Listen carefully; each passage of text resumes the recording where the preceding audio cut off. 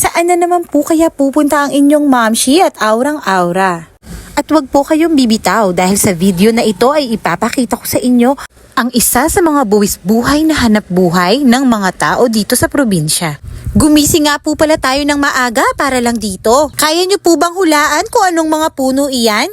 Iyan po ay mga puno ng mangga, kung saan ang bawat bunga ay ibinabalot isa-isa. Paalala lang po, hindi po tayo ang may-ari ng manggahang ito. Mukha lang po talaga tayong hasyendera.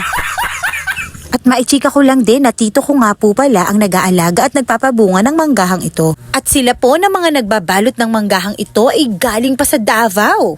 At dun pa nga po sila ini-import ng Tito LP ko. Gamit ang nagtataasang hagdanan na yan, ay kayang-kaya nilang balutin hanggang sa kaduluduluhan.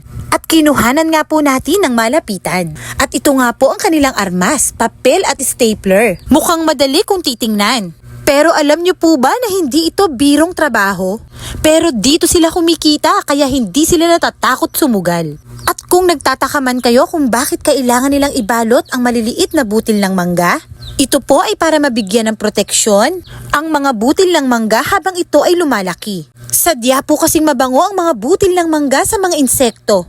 At kung hindi ito babalutan, ay nakalalamang na masira at malaglag lang ito. At shoutout po pala sa iyo kuya, followers pala kita. Mabalik nga po pala tayo.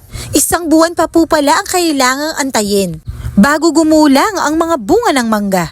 At ito na po ang resulta kung bakit natin siya binabalot. Abay makinis pa sa inyong mamshi. At talaga namang pang-export ang quality. Kaya abangan natin ang magaganap na anihan. Hanggang sa muli!